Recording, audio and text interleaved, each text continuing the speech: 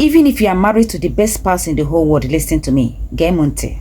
If you don't guard your heart, you may end up falling in love with somebody aside your spouse and eventually ruin your marriage. Though no one gets married with the intention of having an affair after marriage. But lots of married men and women are into affairs today because they slept when they should have been awake with their 5 senses alert.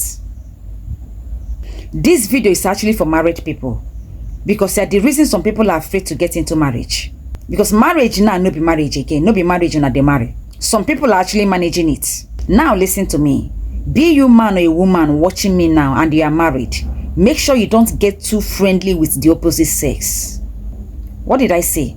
Don't get too close with the opposite sex. Because that is where lots of married people land into trouble. Over spirituality and pride will destroy your marriage. Let me tell you the truth, no matter how difficult you are, you cannot manage close friendship with the opposite sex as a married person. Never, it is not possible. I, Queen Z, said it. Take me to anywhere. It be sent. Look, I am a psychologist. You cannot handle it because your heart is involved. For you to respect yourself as a married person, you must be disciplined. You must be respectful and God-fearing as a married person. Keep yourself holy and set boundaries. And that is why I keep telling you that cheating is a choice. Because you can only cheat when you want to cheat. As a married person, don't share your personal problems with an opposite sex friend because it will bond you two together. Problems bond people if you don't know. Take me to anywhere I go to talk am.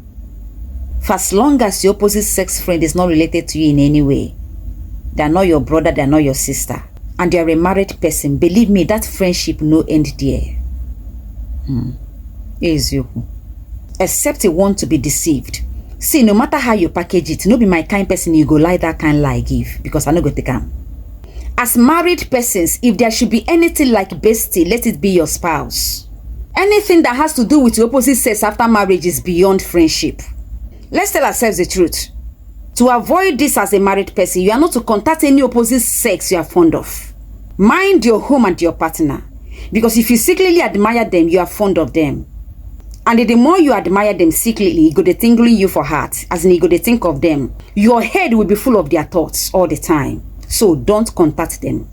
Avoid unnecessary eye contact that lingers with the opposite sex. As a married person, don't tell an opposite sex you are romantic and sexy. If they tell them for waiting happen. That private information is meant for your partner alone. Because whatever that made you or lingered you to think of them as romantic or sexy must have eaten deep inside you. Like you don't take where you dey die in silence, you no can't agree you again, you can't confess them with your mouth. So what do? Avoid unnecessary compliments of the opposite sex. That's what you do. Because you're supposed to use longer spoon to chop with the devil.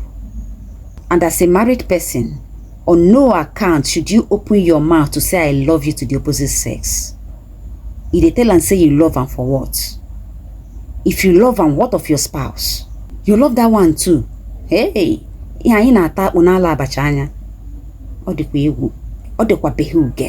rugged.